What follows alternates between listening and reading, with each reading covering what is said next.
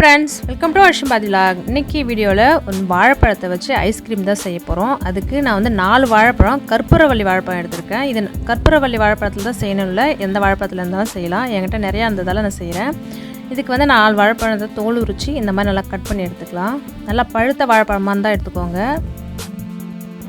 இப்போ எல்லாத்தையும் நம்ம கட் பண்ணியாச்சு. இதை வந்து ஒரு கப்பில் போட்டு ஃப்ரீசரில் ஒரு 4 மணி நேரம் போல் வச்சுக்கலாம். அப்போ தான் பார்த்திங்கன்னா மிக்சியில் போட்டு அரைக்கிறப்ப பார்த்திங்கன்னா குழப்பாக அரைக்காமல் நல்லா மையாக அரைக்கும். அதனால் ஒரு ஃப்ரீசரில் ஒரு 4 மணி நேரம் போல் வச்சிடலாம்.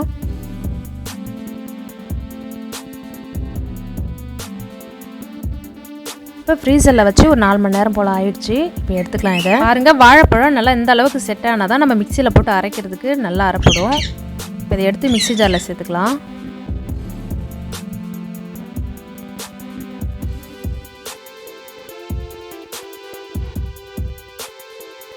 கூடவே 2 டைரி மில்க் சாக்லேட்டையும் சேர்த்துக்கலாம். இது கூட டைரி மில்க் தான் சேர்க்கணும் இல்லை, நமக்கு எந்த சாக்லேட் வேணாலும் சேர்த்துக்கலாம். ஓரியோ பிஸ்கெட் கூட சேர்த்துக்கலாம், நம்மளோட இஷ்டம் தான். இது கூடவே 200 ml பாலை நல்லா காய்ச்சி ஆற வச்சு வச்சுருக்கேன், இதையும் சேர்த்துக்கலாம். இதில் பார்த்திங்கன்னா வாழைப்பழத்துலேயும் இனிப்பு இருக்கும், சாக்லேட்லேயும் இனிப்பு இருக்கும். அதனால் இதுக்கப்புறம் உங்களுக்கு இனிப்பு வேணும்னா சேர்த்துக்கலாம். நான் ஒரு 2 ஸ்பூன் சக்கரை சேர்த்துக்கிறேன். இது நல்லா பார்த்திங்கன்னா அந்த திரியாக வாழைப்பழத்தோட திரியாக இல்லாமல் நல்லா அடித்து எடுத்துக்கலாம்.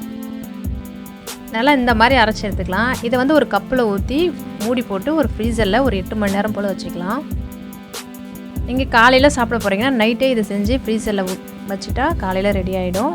நான் வந்து 5 வாழைப்பழம் எடுத்தேன். 5 வாழைப்பழத்துக்கு எனக்கு 2 கப்பு நிறையா வந்தது இந்த ஐஸ்கிரீம். உங்களுக்கு எந்த அளவுக்கு தேவையோ அந்த அளவுக்கு எடுத்துக்கோங்க. இப்போ ஃப்ரீசரில் வச்சாச்சு, இதை காலையில் பார்க்கலாம்.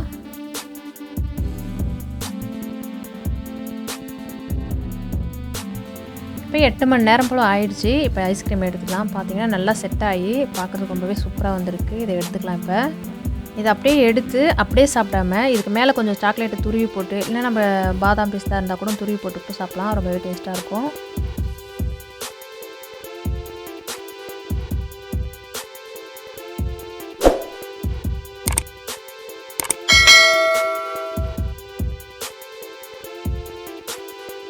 அவ்வளோதாங்க, சூப்பரான வாழைப்பழ சாக்லேட் ஐஸ்கிரீம் சூப்பராக ரெடி ஆயிடுச்சு. நீங்களும் ட்ரை பண்ணி பாருங்கள். ட்ரை பண்ணி குழந்தைங்களுக்கு செஞ்சு கொடுங்க. இந்த வீடியோ பிடிச்சிருந்தா லைக் பண்ணுங்கள். மறக்காமல் புதுசாக பார்க்குங்க நம்ம சேனலை சப்ஸ்கிரைப் பண்ணிக்கோங்க.